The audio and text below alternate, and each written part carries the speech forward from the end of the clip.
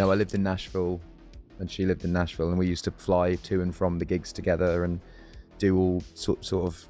The period of time that I was on the Red Tour would have been, I see her when I see her. I probably see her like 4 times a year, and we do catching up the whole time. We have like proper sit down 6-hour catch ups, and I think that that's like a really nice way to do it. I was literally spent almost every single day with her for about 6 months, so I think that period of time, and I do. So Ed Sheeran just casually hopped on the Call Her Daddy podcast, probably thinking he'd chat about music, soul searching, and maybe tea, and instead he may have unintentionally set off every Travis insecurity alarm, because when Ed started waxing poetic about Taylor, buckle up, let's rewind. Ed, ever the cinnamon roll of British pop, reflected on the Red Tour days when he and Taylor were practically attached at the hip. I literally spent almost every single day with her for about 6 months, he confessed, like someone talking about their college roommate-slash-soulmate. The man was living in Nashville, flying back and forth with Taylor, sharing stages, planes, and possibly existential crises. Tour life. And here's where it gets dangerously nostalgic. Ed admitted to revisiting old text messages and voice notes from that era. Yes, like a teenage girl still scrolling through her ex's playlist. He described that phase of their lives as when they were inseparable. Inseparable. Travis, blink twice if you're okay. But hold up, before anyone flips a Kelce helmet, Ed insists their friendship today is more quarterly catch-up than codependent co-stars.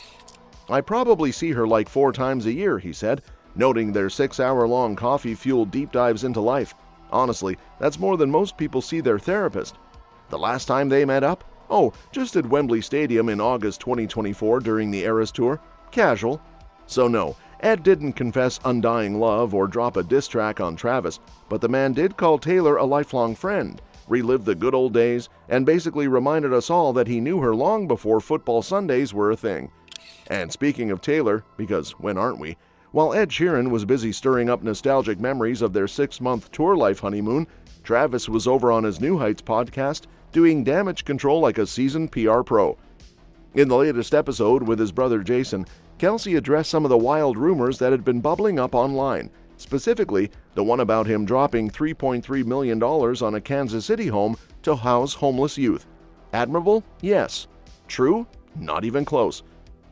I gotta make a little statement in the don't believe everything you read kids category, Kelce said, sounding like your mom when she catches you reading conspiracy theories on Reddit.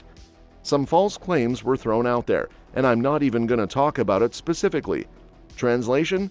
Don't drag me into your AI fan fiction, internet.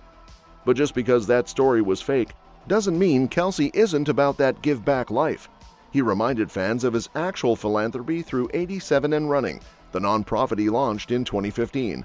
If people ever want to know exactly what I'm doing, go to 87running.org, he said. No fluff, no fiction, just real impact. As for the state of his romance with Miss Swift, no dramatic speeches or PDA stunts needed.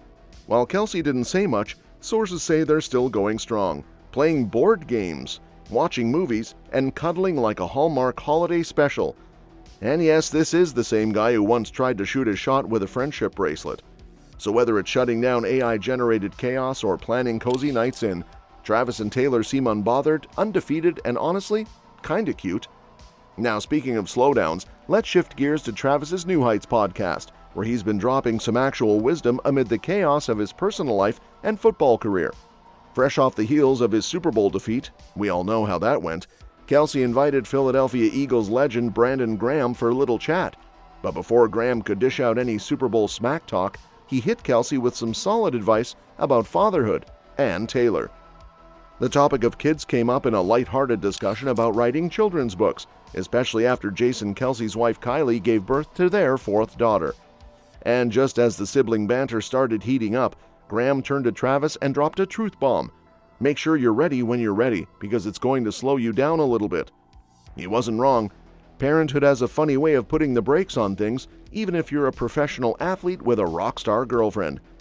As Kelce gears up for his 13th season in the NFL, it's impossible not to wonder whether his off-field life with Taylor will affect his on-field performance. After all, last season was his lowest in terms of receiving yards and touchdowns since his rookie year. So yeah, some slowing down may have already begun. But with Graham's cautionary advice about balancing family life, Kelce might just find a way to juggle it all. Because while his Super Bowl loss was humbling, it seems like the stakes in his personal life are just as high, and the future is full of questions, from marriage to babies. Guess we'll all have to wait and see if Kelce's ready to take the next big step on the field and off. And while Travis is navigating the delicate balance between football and romance, Kanye West has his own ongoing saga with Taylor that he's now blaming for a major snub. No, not from the tabloids, but from the Super Bowl halftime stage. In a recent post on X, the rapper, now Ye in case you've been living under a rock, revealed that his infamous feud with Swift is one of the key reasons why he's never been invited to headline the prestigious show. Yes, really. According to Ye, the reason he's been blocked from the main stage stems from not one, not two, but three major moments in his past. His 2005 George Bush doesn't care about black people outburst, his public beef with Taylor, and his very public MAGA hat-wearing phase. He even threw in some classic Kanye-esque rhetoric, claiming that he was ahead of his time and that his actions have been grossly misunderstood. Typical Ye. Now, let's rewind to the infamous 2009 VMAs, where West notoriously stormed the stage during Swift's acceptance speech to declare that Beyoncé should have won. The fallout from that moment has shaped their relationship, or lack thereof, ever since, with their drama heating up further in 2016 when Ye dropped his controversial song Famous, which Taylor claimed was written without her permission. In his latest post, Kanye suggested that these controversial moves, along with his other polarizing comments, including his anti-Semitic remarks, led to him being shut out of major opportunities like the Super Bowl halftime show. It's clear the beef between Taylor and Kanye has evolved into a long-running public spectacle, with each star maintaining their own powerful fan bases. But the question remains, will these two ever bury the hatchet? For now, it seems like Taylor Swift remains firmly in the spotlight, while Kanye West's Super Bowl dreams continue to fade into the background.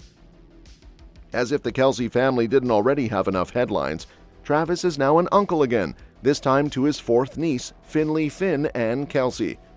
Travis, who has always been the family's fun-loving, playful Uncle Travie, couldn't help but shower his brother Jason and his wife Kylie with love after Finn's arrival on March 30th. While the Kelce brothers may be rivals on the field, when it comes to family, they're in it together.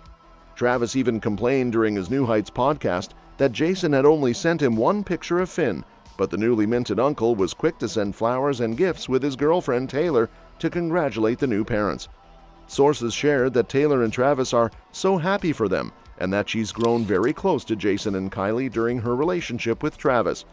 But the baby fever doesn't stop there. With the birth of Finn, it seems that both Travis and Taylor have started discussing their own family plans. Rumors have been swirling that the couple might have babies of their own soon, with sources saying Travis is eager to start a family in the next year or so. He can see himself marrying Taylor, said the insider, adding that Taylor is all in. The couple's future together appears to be on the horizon, at least if you believe the rumors. However, there's a bit of concern from fans over whether the Kelce brothers will be hands-on dads. After Kylie openly admitted in December that Jason, despite his retirement, often leaves her to handle childcare on her own, fans couldn't help but wonder whether Travis might follow suit. One fan on YouTube even questioned, "If this is how Jason treats Kylie, I feel bad for Taylor." Looks like fans are hoping that Travis will prove to be more involved when it comes to raising a family, if and when that day comes. For now, though, it seems like the Kelce brothers' family life is still very much a work in progress, and we'll be watching closely to see how it all unfolds. That's all for today, folks.